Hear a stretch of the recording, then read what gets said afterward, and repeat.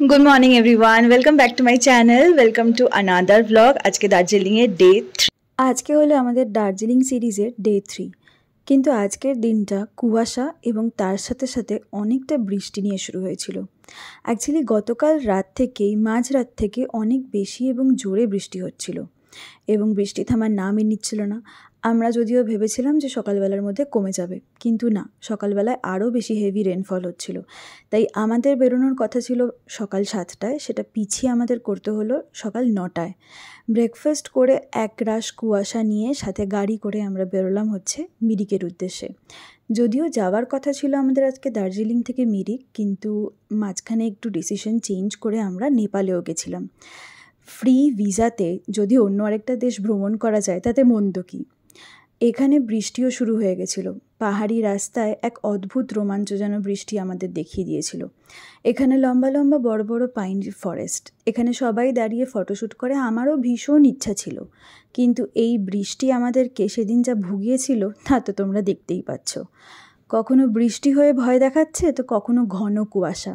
এতটাই কুয়াশা যে সামনে কে আছে বোঝা যায় না। রাস্তাটা দেখে অনেকটা হন্টেড রোডের মতন মনে হচ্ছে সামনে থেকে এক্ষুনি ওই সাদা জামা পরা ভূতরা বেরিয়ে আসবে। যাই হোক, এরকমভাবে গল্প করতে করতে বৃষ্টি কুয়াশা সব মাথায় নিয়েই আমরা চললাম নেপালের উদ্দেশ্যে। ঘুরতে তো এসছি, বৃষ্টি হোক কি ঝড় হোক কি ধস নামুক, ঘুরবো তো বটেই। চলে এলাম আমরা নেপালের উদ্দেশ্যে। এখানে এই হচ্ছে নেপালের চেকপোস্ট। নেপালে ঢোকার আগে অনেক ফর্মালিটিসই ফিল আপ করতে হয়। তোমরা যারা নেপালে আসার প্ল্যান করছো তাদেরকে বলে রাখি, Aadhaar card, voter card, PAN card কিন্তু 3টেই নিও। ওরা কিন্তু এখানে মোটামুটি 3টেই চেক করছে এবং ওদের রেস্ট্রিকশন কিন্তু অনেক বেশি কড়াকড়ি। Finally welcome to Nepal. নেপালের ভূমিতে পা দিয়ে এই আমাদের প্রথম গাড়ি থেকে নামা। নেপালও আমাদেরকে কিন্তু ওয়েলকাম করেছিল অনেকটা কুয়াশা নিয়ে, কিন্তু তখনও সেখানে বৃষ্টির কোনো আভাস আমরা পাইনি। তাই রাস্তায় হালকা কুয়াশা মাথায় করেই চললাম নেপালের সৌন্দর্য উপভোগ করতে। নেপালের রাস্তাগুলো দেখে খানিকটা কলকাতার রাস্তার সাথে তোমরা কানেক্ট করতে পারবে। পরপর বাড়ি, কনজাস্টেড রোড, এবং এই দেখতে দেখতেই আরও যত নিচে যাচ্ছি তত যেন কুয়াশা চেপে ধরছে আমাদের। ভয় লাগছে যদি আবার এখানেও বৃষ্টি হয়।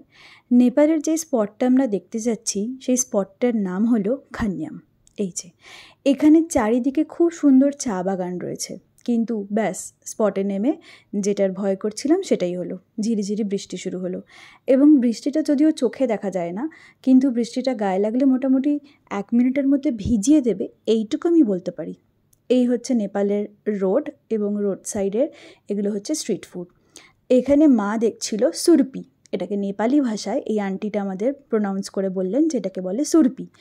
এটা হচ্ছে অ্যাকচুয়ালি সুপারি, যেটা ওরা দুধ দিয়ে বানায়।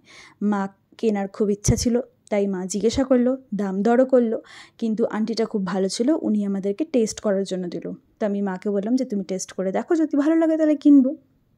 এইখানে আমার মা টেস্ট করছে ভয়ে ভয়ে, কিন্তু যতই যা হোক বাঙালিদের কি আর নেপালের এসব সুরপি ঠুরপি ভাল লাগে? যাই হোক না কেন, আমার মায়ের খুব একটা পছন্দ হয়নি, তাই মা বলল যে না, এরকমভাবে দাঁতে কামড়ে কতক্ষণ থাকবো, তাই নিল না। যাই হোক, এই দোকান থেকে আমি বেশ কয়েকটা জিনিস নিয়েছিলাম, তো সেখান থেকে আমি নেপালের কারেন্সিও কালেক্ট করে নিয়েছিলাম। এখানে আমি খুব মজা হয়ে সেটা দেখাচ্ছিলাম। নেপালকে এবার টাটা গুড বাই করার পালা চলে এলো। যাওয়ার সময়ও নেপাল আমাদেরকে কিন্তু হতাশা করলো না কুয়াশা দিতে। যাই হোক, নেপালের খান্যাম থেকে বেরিয়ে এসে আমরা এলাম ফেমাস দি পশুপতি মার্কেটে। পশুপতি মার্কেটে কিন্তু অনেক কিছু কেনার জিনিস আছে। তোমরা যারা নিজের ফ্যামিলি ফ্রেন্ডসদের জন্য শপিং করতে চাও এখান থেকে করতে পারো। কিন্তু একটা কথা তোমাদের বলে রাখি, দার্জিলিং মেলের তুলনায় পশুপতি মার্কেটের রেঞ্জটা কিন্তু একটু বেশি হাই, মানে পার্সোনালি আমার এটা মনে হয়েছে। কিন্তু এখানে নানান রকমের জিনিস আছে, নানা রকমের ব্যাগ, ছাতা, আখরোট, অনেক রকম কিছু। এই দোকানে মা আর আমরা ঢুকেছিলাম একটুখানি শাল দেখার জন্য, তো এই ফ্রেন্ডটার সাথে দেখা হয়ে গেল। এর নাম হচ্ছে চিকো। চিকো কিন্তু খুব কিউট এবং ওকে কিন্তু এক ধমক দিলে ও কিন্তু ঝুড়ির মধ্যে বসে যায়। ও কিন্তু কাউকে ডিস্টার্ব করে না। যাই হোক, এখানে যে শালগুলো দেখছিলাম তেমন খুব একটা পছন্দ হয়নি, কারণ এখানের সমস্ত জিনিসই আমাদের কলকাতায় পাওয়া যায় এবং এখানে অনেক বেশি প্রাইস বলছিল। এখানে এই জুটের সুন্দর সুন্দর ব্যাগগুলো দেখতে পাওয়া যাচ্ছিলো, তো যেগুলোতে নেপাল বলে লেখা ছিল। সেগুলোও আমাদের খুব একটা তেমন প্রাইস ওয়ার্দি মনে হয়নি, তাই নিলাম না। যাই হোক, এবার নেপালকে টাটা গুড বাই করে বেরোনোর পালা। নেপালে এইটুকু সময়ই আমরা থেকেছিলাম। পরবর্তীকালে নেপালে এসে কাঠমান্ডুর জায়গাটা ঘুরে দেখার ইচ্ছা কিন্তু মনের মধ্যে অবশ্যই রাখলাম। তোমরা যারা যারা নেপাল যাচ্ছ বা গেছো তারা কিন্তু অবশ্যই আমাকে কমেন্ট করে জানিও যে কোথায় কোথায় ঘুরলে। আর যারা দার্জিলিং যাচ্ছ তারা নেপাল গেছো কি না সেটাও কিন্তু কমেন্ট করে জানিও। নেপালে বেরোনোর সময়তেও ওরা সার্চ করে, সমস্ত কিছু সার্চ করে তারপরই ছাড়ে। চলো, এবার হচ্ছে ওয়েদারটা আস্তে আস্তে ক্লিয়ার, এবং এবার আমরা যাচ্ছি মিরিকের উদ্দেশ্যে। মিরিকের উদ্দেশ্যে যাওয়ার সময় বলে দিই, মিরিক যাওয়ার আগে আমি বেশ অনেক জায়গা স্টাডি করেছিলাম।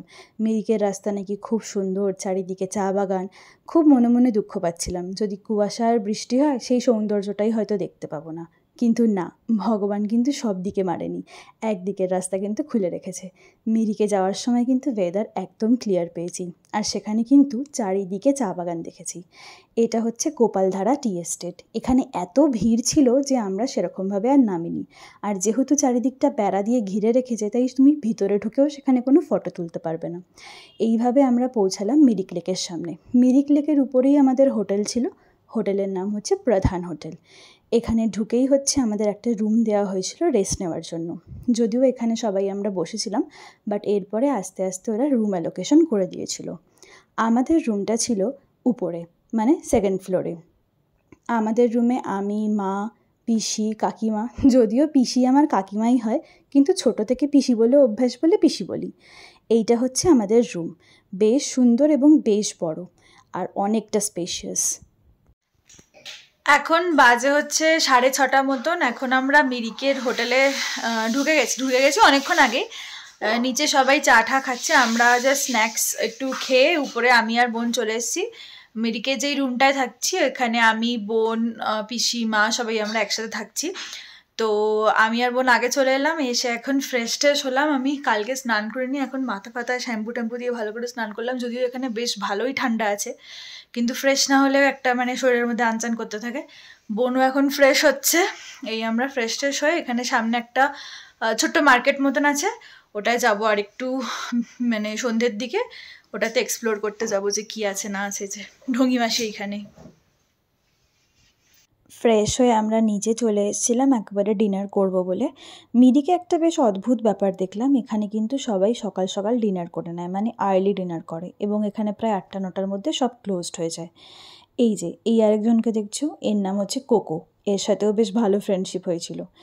এখন রাতের পরিবেশটা তোমরা দেখতেই পাচ্ছ কীরকম, সব দোকান বন্ধ হয়ে গেছে, একটাও লোকজন নেই। যাই হোক, খাওয়া দাওয়া করে আমি আর মা একটু এসেছিলাম এখানে নাইট ওয়াক করতে, যা খেয়েছি সে একটু হজম করার জন্য। সো আজকে আমাদের মিরিকের ডে 3 দার্জিলিং সিরিজের এখানেই শেষ করলাম। যদি তোমাদের কিছু ভালো লেগে থাকে অবশ্যই কিন্তু লাইক, শেয়ার অ্যান্ড সাবস্ক্রাইব করো, এবং খুব বেশি ভালো লাগলে একটা কমেন্ট করে দিও। আচ্ছা, তোমাদেরকে আজকে এখানেই গুড নাইট বললাম, আর ব্লগটা আজকে এখানেই শেষ করলাম। বাই।